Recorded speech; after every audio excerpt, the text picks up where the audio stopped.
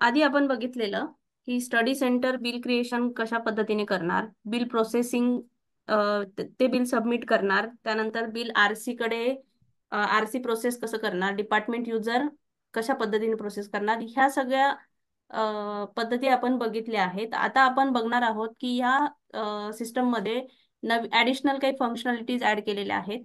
तर त्या आता आपण इथे एक्सप्लेन करूया. रिसेंटली आपण सॉफ्टवेअरमध्ये काही नवीन अपडेट्स केलेले आहेत. तर ते काय काय आहे तर ते आता आपण बघतो आहोत. आता मी आधी स्टडी सेंटरचं लॉग इन करते. इथे स्टडी सेंटरचं लॉग इन केलंय. ओके, स्टडी सेंटरच्या लॉग इन मध्ये आधी आपण तर बेनिफिशरी क्रिएशन, बिल क्रिएशन ह्या सगळ्या गोष्टी बघितलेल्या आहेत. जे काही नवीन अपडेट्स आहेत ते आता आपण इथे बघूयात. आता नवीन अपडेट्स असे आहेत की आपण पॅन व्हेरीफाईड, सॉरी, पॅन आणि आधार जर लिंक असेल तर तो पॅन ऑपरेटिव्ह असतो, आणि पॅन आणि आधार जर लिंक नसेल तर तो पॅन असतो इनऑपरेटिव्ह मध्ये. आता ही फंक्शनॅलिटी आपण इथे बेनिफिशरी युजर डिटेल्सच्या मास्टरमध्ये पण ऍड केलेली आहे. तर इथे तुम्ही बघू शकता, इथे इनऑपरेटिव्ह सपोज ज्या युजर्सचं पॅन आहे, तर इथे आपण इज पॅन व्हेरीफाईड मध्ये अशा पद्धतीने दाखवतो आहोत की हा पॅन व्हेरीफाईड आहे बट इनऑपरेटिव्ह आहे.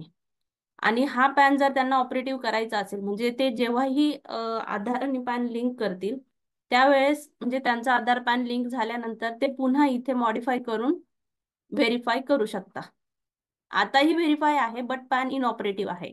आणि जेव्हा पॅन त्यांचा जसा पॅन ऑपरेटिव्ह होईल तर ते इथे व्हेरीफाय करू शकता त्यांचा पॅन पुन्हा. आणि जे व्हेरीफाईड असेल,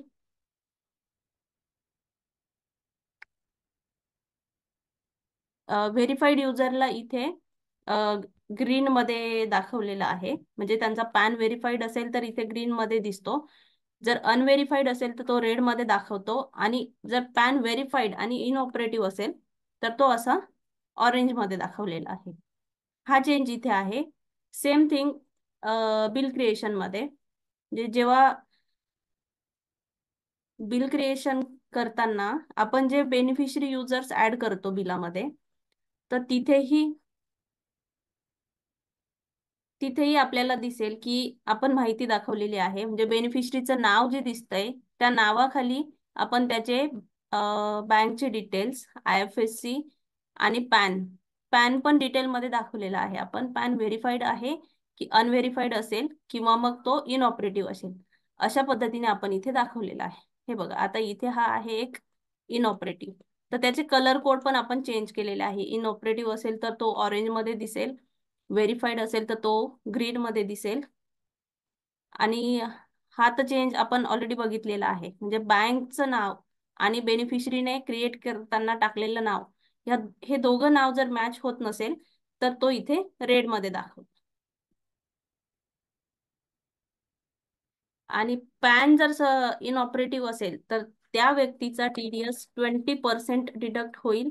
ह्याचे कॅल्क्युलेशन सुद्धा आतमध्ये दाखवलेलं आहे. म्हणजे इनऑपरेटिव्ह असलेल्या व्यक्तीचा, ज्या व्यक्तीचा पॅन इनऑपरेटिव्ह असेल त्या व्यक्तीला TDS 20% लागेल. ज्या व्यक्तीचा पॅन ऑपरेटिव्ह असेल त्या व्यक्तीला TDS 10% लागेल. म्हणजे बघा, आता इथे हा ऑपरेटिव्ह पॅन आहे तर TDS आहे 10%. आणि सेम थिंग आपण बघितलेली आहे इनऑपरेटिव्ह, हा पॅन इनऑपरेटिव्ह आहे. याला जर मॉडीफाय केलं तर इथे आपण बघतो आहोत तर त्याचा TDS लागलेला आहे 20%. सेम गोष्ट आपण इथे प्रोफाईल मध्ये पण दाखवलेली आहे. जेव्हा इथे पॅन ऍड करून व्हेरीफाय करणार तर तो पॅन इनऑपरेटिव्ह असेल तो ऑरेंज मध्ये दिसेल, ऑपरेटिव्ह असेल तर रेड मध्ये, ऑपरेटिव्ह असेल तर ग्रीन मध्ये दिसेल, आणि इनव्हॅलिड असेल, व्हेरीफाय नसेल केलेला तर तो रेड मध्ये दिसेल. ह्या गोष्टी आपण इथे इम्प्लिमेंट केलेल्या आहे सॉफ्टवेअर मध्ये नव्याने.